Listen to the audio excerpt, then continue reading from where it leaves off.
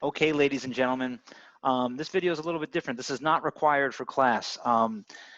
Some things that I've been hearing all over the place from just students and faculty is that everybody's under a lot of stress. Society as a whole is under a lot of stress. Me personally, although I enjoy, making the videos for you guys, I really miss interacting with everybody. I miss interacting with people. I'm a very social person. I feel isolated, and the isolation is just really killing me slowly. Um, so something that I thought, since you're already in the brain space of watching things and learning in 4 classes, 5 classes, right? The last thing that you want is something more content driven. So I was hoping to try to provide some sort of remedy to this by bringing the human element that we typically have in class, the dialogue, the interaction, um, giving you something to take a brain break with some actual conversation, because I'm going through this and other people are going through it too. Um, and maybe if we share some of these stories and see how people are coping and see what advice people give, maybe we'll all come out better for it. Or no one will watch this, in which case, well, then I've only wasted an hour setting it up, right? So I'm going to be posting a few of these here and there, conversations with people that I either consider my friends or role models in my life, or people that just might have an interesting perspective as to what is going on and how we are dealing with this. So let's give it a whirl, shall we?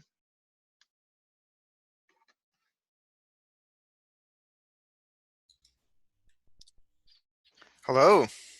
Hey, Greg. Okay, so I was just explaining to everybody kind of what all this is about. And you and I have spoke about this. In fact, we may or may not have even tried this last night, and my headset decided that it would just not record any sound. So this is supposed to be impromptu and not rehearsed, but hopefully we can put last night's debacle behind us. I'll, Uh, I'll pretend it's completely unrehearsed. Okay, perfect. That sounds great. So joining me for this first conversation is one of my best friends, and we were coworkers for 10 years, office mates for 5. He's a chemist, so that makes him an honorary physicist. And so it's my pleasure to welcome Dr. Greg Sirokman. Hello. All right, Greg. Nice to So be here. it's good. Well, so, I mean, usually Greg and I hang out on Wednesday nights, and thanks to social isolation, that is not happening. So here we are on a Saturday night, like true scientists at 12:15 a.m. on headsets, except we're not playing a game right now, right? Best time to do science, man. I know. All right, let's jump in. So, Greg, let's go through these first couple of questions like super quick. Okay, that way, I know you really well, but my students who will watch this probably don't know you, and your students will know you, but they probably don't know who I am. But let's go through some of the basics. Who are you? What do you teach? And what got you interested in that field? So, my name is Greg Sirokman. I'm a professor at Wentworth Institute of Technology. I'm professor in the Department of Applied Science, but I'm a chemist by training. My PhD is from MIT. I teach chemistry predominantly. Occasionally, I teach some other things, like brewing, for example. Um, what were my 3 things I was supposed to cover?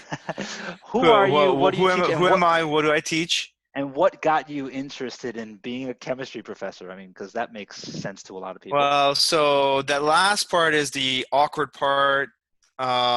So I have a long family history of chemists in my past. My father's a chemist. Well, my father was a chemist. He's alive, but the rest of it is questionable. My mother's a chemist. My grandparents, 2 of them were scientists, one of them being a chemist. There's a long lineage here, and there was a lot of very heavy-handed influence pushing me into the sciences, and well, it turns out it was fairly convenient for the things that I wanted out of life. Awesome. Um, your research, either current or what you used to do, summarize it in 30 seconds to a minute. So there's 2 main branches to the things that I would call my scholarly activity or research. I run a biodiesel lab, so one of my big concerns is the whole energy crisis that humanity is facing.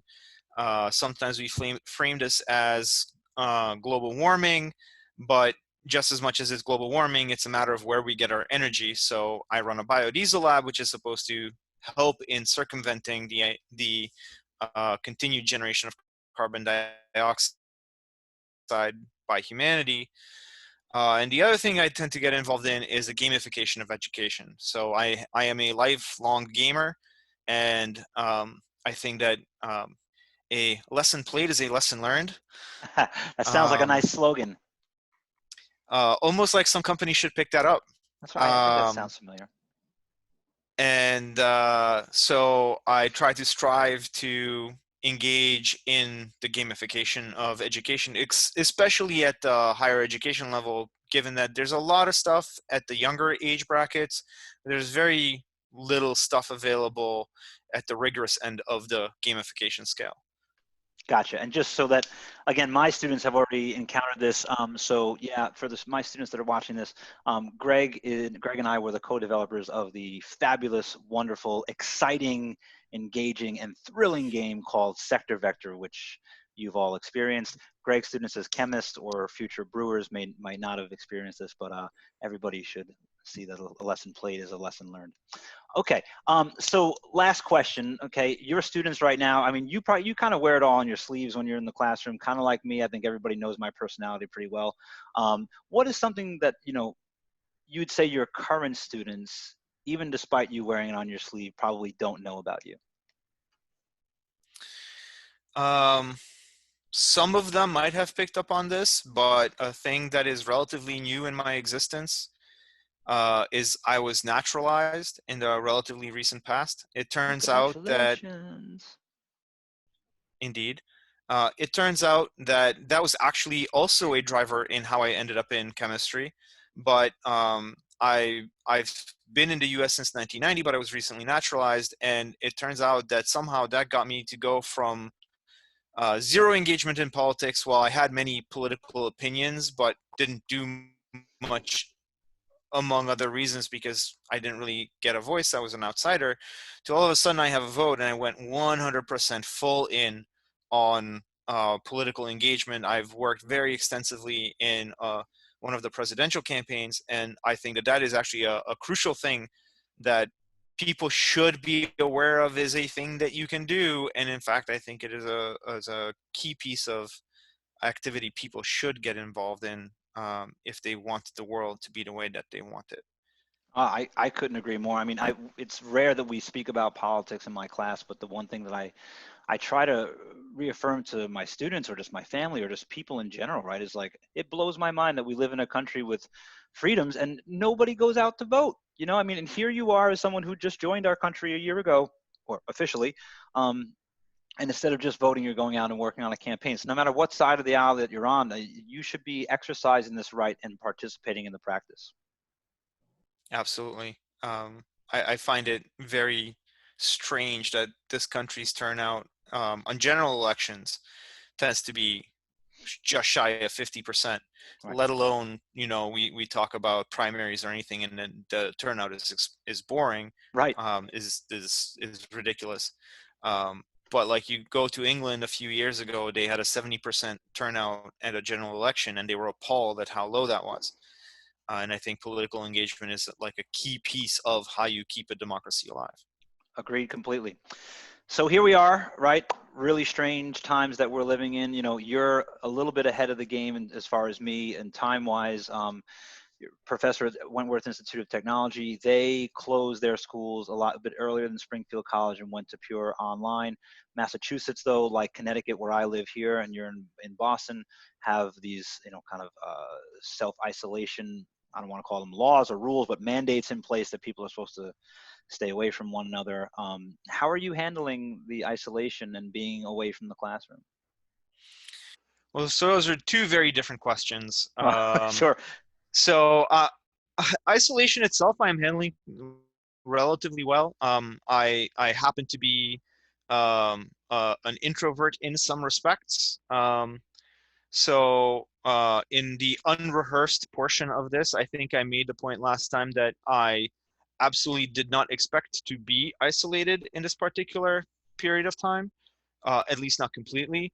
And sometimes life throws you curveballs. It's Yeah. interesting to, I think about how um, it is often possibly a mistake students might make to perceive professors as not quite being human. There's something other than, but we have real Well, lives as I well. plug myself in every night. I don't know about you. You know. Nah, I recharge from the sun. Okay.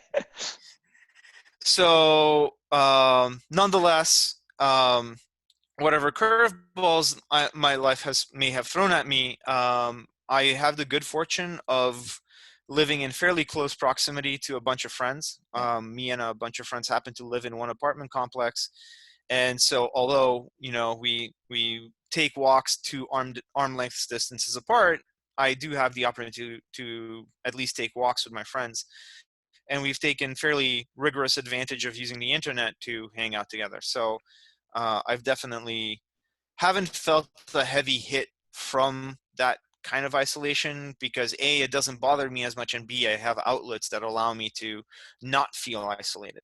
That's great. Um, so I think you had a second half of that question, which was about how it relates to Yeah, being out of the um, classroom, being away from the students, but being away on. from the Yeah, classroom. that part, on the other hand, is very, very taxing. Um, I my personal experience teaching very heavily relies on that interaction with students, being able to get the feedback from students, being able to directly interact with students, being able to talk to students on a regular basis. And although to some extent I still get to do some of those interactions on platforms like this, but it's much lower volume than Yeah. I'm used to, and not getting that direct feedback on what students are getting out of my class, how students are interacting with me, that makes the instructional experience very, very different for me. Right. Much less fulfilling, to be perfectly honest with you. And so that has been a very odd experience for me. Yeah. Um, I mean, I can still deliver the content best as I can, but it is most certainly not the modality by which I would prefer to be doing teaching. Well, especially given our context, right? I mean, we knew getting into, or at least working at the places that we work, we knew that we're going to be interacting with students, small classroom settings, a lot of hands-on learning. Yep. Um, and not only does it get flipped on its head, but it got flipped on its head halfway through a semester with no preparation time, right? For either us or the Yep. students, right? And so this is a big adjustment both for us and them. And, you know, it's part of the reason why I want to have these conversations. So speaking of which, right, it happened midway, Yep. no preparation, but even though, you know, we didn't see it coming back in January maybe, but, we could see as things, Although we should have, but neither here nor there.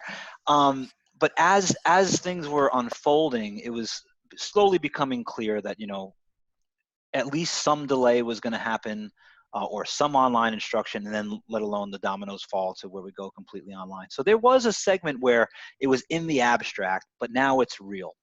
So absolutely. could you tell me about what, when it was in the abstract, what was the things that you were worried about, but now that it's real, what things have become easier than you thought or more challenging than you thought? So I wasn't particularly worried in the actual execution of the process. I have had the good fortune of growing up in, I guess, what is sometimes termed the Oregon Trail generation. Right. Yeah. Uh, so I have just enough exposure to digital media that I knew I would be able to deliver the content. I was worried about the level of student engagement I would be able to foster in that new environment. So that worry has to some extent materialized. Sure. Um, the attendance in my classes is low. I actively do not keep my classes as mandatory attendance. Meaning in the I online version. correct. Yeah. Because I don't think it's, given all of these circumstances, it's not fair to students to expect them to show up to a class that, Absolutely. who the heck knows what your home situation is? Who the heck knows whether you're in a completely different time zone? And That's I right. don't want to put someone in a position of having to attend a class, say at 5 o'clock in the morning, were they to happen to be in the wrong time zone. Right. Um, and so um, the part that I didn't worry about and it turned out not to be an issue is, generating online content is not all that hard. I had the tools to create it. I kind of knew I had done a couple of remote lectures before. The ramp up to that was not very hard. The thing that I do find taxing is that I think I mentioned earlier, the tenuousness of the connection. Yeah. Um, and I didn't expect the attendance to be quite as sparse as the attendance has turned out. Now, I've heard that other faculty have found um, different levels of attendance in their online Yeah. education, different levels of engagement. Now, some of the things worked out really well. For example, I started a Discord server.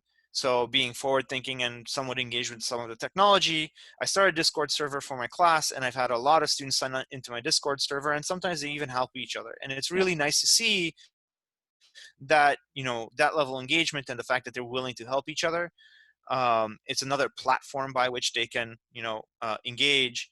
Um, I'm going to take that idea, by the way. That's a good one. yeah, it's I stole it from Reddit, so have at. Um, I don't know if there's anything that like I was particularly worried about that didn't turn out to be pretty much how I expected it to be. Sure. Yeah. Um, Yeah. so What about, so, obviously I think I know where some of this is going to go based on the challenges that you face. But if you had a message for your students or any other student that's watching this, what would be your message to them? I think that here the big issue is as a student in this environment, you have to acknowledge the fact that the faculty who are teaching your classes are probably trying to bend over backwards to be flexible to you. And you have to make sure you don't abuse that flexibility. You have to get used to the idea of like driving your own education.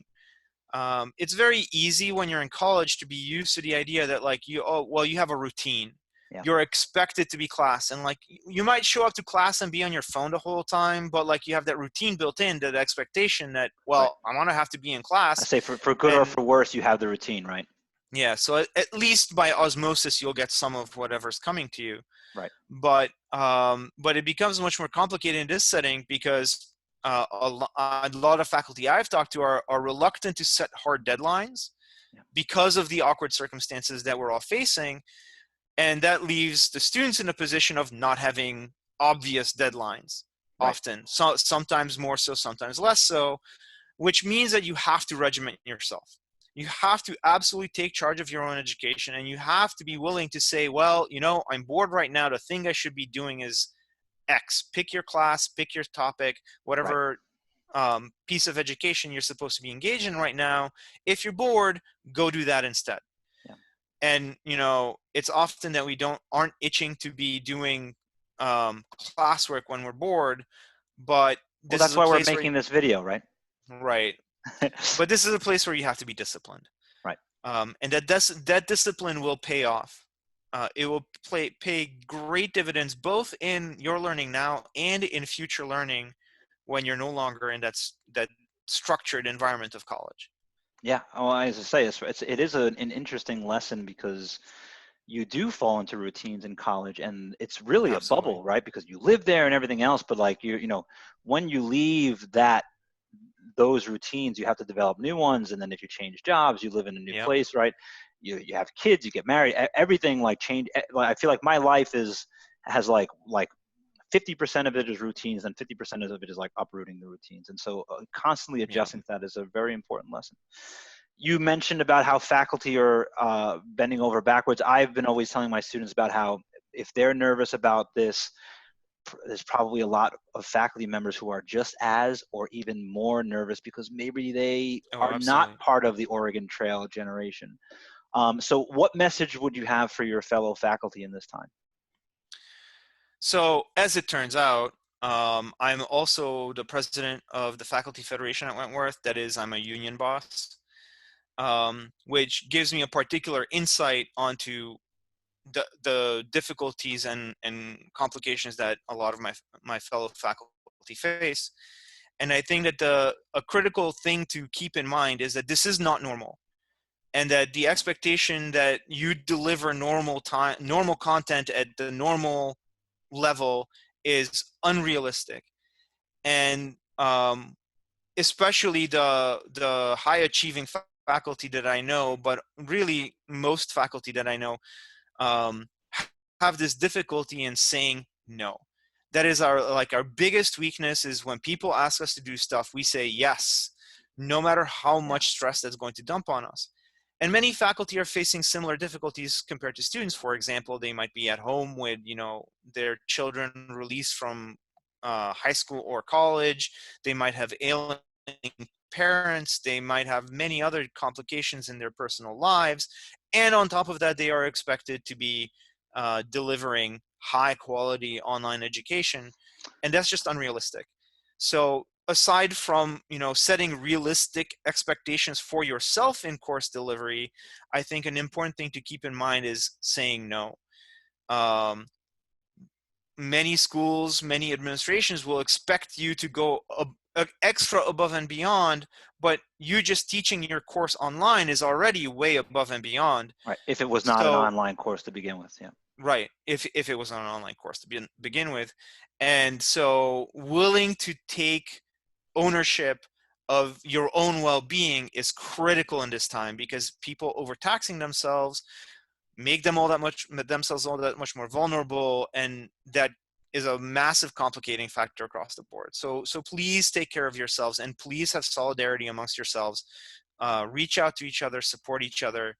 Um, and while I myself am doing everything possible to deliver the best content to my student, and I would hope every one of my fellow faculty are doing the same, at the same time, temper and moderate your expectations. Yeah. Don't kill yourself over this. Yeah. And like you said, I mean, with any luck and with any hope, this is temporary, right? And it's only a couple of weeks, or in a semester's term, right? Sure. I know Wentworth ends especially early. You guys do have a summer term that does affect a lot of students, but most schools, with maybe even mid-May, it's only a couple more weeks. We'll get by this, and hopefully maybe we'll all even learn something and come out the better side for it. Last question, Yeah. right? It's not just students and faculty going through this. It's also everybody else. What message do you have for humankind?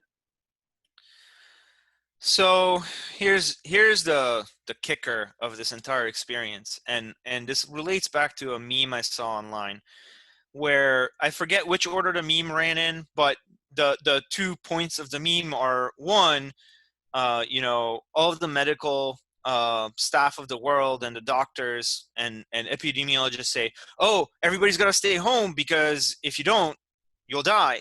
And what does everybody do? They run into their holes, and everybody's sheltering in place. All of the climate scientists come out and they say, guys, this is really bad. CO2 is going to kill us all. And everybody shrugs and keeps driving their SUVs. And the dichotomy is a very, very interesting one. The idea that we react so fast to an imminent health threat, Yeah. but that an environmental threat, because it is longer term, we are so slow to react to it, if we react to it at all.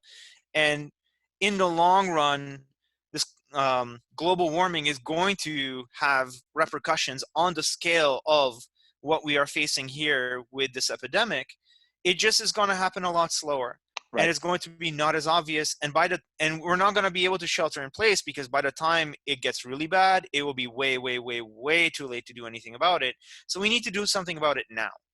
And so my message is take a lesson from what you are facing now. We are facing a critical crisis, and we are acting because science tells us that we need to act, and we need to act quickly, and we need to act now. Don't ignore science in other fields. Yeah. Don't. It's a really, like you said, it's a really interesting dichotomy in those two things, and it obviously is due to the immediacy, right? I mean, no one would Yeah. care about this pandemic if you said, this pandemic is going to get really problematic in 10 years, right? We'd be having way different conversations. No one's going to shelter in place for 10 years. People can't even do it for 10 minutes. But it is interesting in some weird ways, right? Because you are having people now listen to scientists, maybe it's going to be Yeah. some sort of a wake-up call. One of the other conversations with people that I've had, which I'm hoping to get this one posted online too, is with a philosophy professor friend of mine. And we were talking about, especially when it comes to climate change, the verbiage of existential crisis.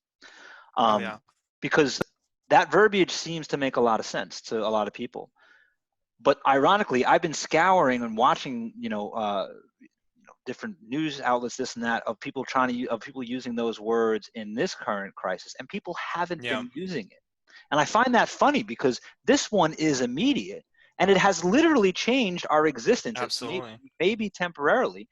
And so it's kind of weird. It's almost like the dichotomy that you were mentioning, but from a completely different lens, right? Yeah. And so I'm wondering maybe if this is one of those cases where maybe we'll get out of this the reverse of like the proverbial boy who cried wolf event. I don't know. Yeah. So I think it's worth bringing up the thing that we stumbled into last night, on the non-rehearsed version Right, of this. right. Yes, That one very obvious comparison is if you look at, for example, the HIV epidemic, um, and especially if you look at the HIV epidemic in Africa, there are countries in Africa that have 25% infection rates, and HIV is lethal. It's actually more lethal than, it has 100%. Well, it's like I 99.9% say kill it's rate like because one of the most there's lethal like viruses. two or three people have survived it, Yeah. and have recovered from it entirely. But like essentially, if you get HIV and AIDS, you're dead eventually, like of it or complications arising from it. Except it does it very, very slowly. Our medicine is now really good, and even in Africa, enough trickles through that it'll take 10 years, 15 years, 20 years, but the infection rate is very, very high. And it's an interesting comparison to draw between that crisis and this crisis, because it would seem that like the faster it happens, the more we're willing to react to it, because very few people talk about the HIV epidemic wherever it happens. Africa happens to have a particularly bad case of the Right. spread, but it's a global issue. And I think that this experience should be a wake-up call where we look at everything that's threatening our, as you said, existential crisis. Everything that threatens our species should be considered, and we should, with time, since we have it, consider how to best alleviate those particular dangers to our continued existence. Well said. I'll tell you, if nothing else, I mean, for me, this has been an existential crisis because, everything, even if it's only for 6 weeks, has changed. And, Yeah. as someone who believes in a lot of looking in the mirror and self-reflection, I'm going to tell you, I look at a lot of things already way different than I used Oh to. And yeah. I'm trying not to take all those little things for granted. So. Well, Greg, thank you for taking this time to do this the second time, although the first one didn't work. But you have your own new teaching YouTube channel? I think you might want to plug before we run. If you search YouTube for Brewing with Greg, you will find me online. Wentworth was kind enough to release the IP to new content generated in this crisis, and so my brewing course has gone online. Check out some videos there. Awesome. I was his number one or first subscriber. Very proud of that. Both the first one and a #1 subscriber. Awesome, even better. All right. Well, Greg, thank you so much for this conversation. Again, I hope that people find this interesting and have a great night. Absolutely, you too. Thank you.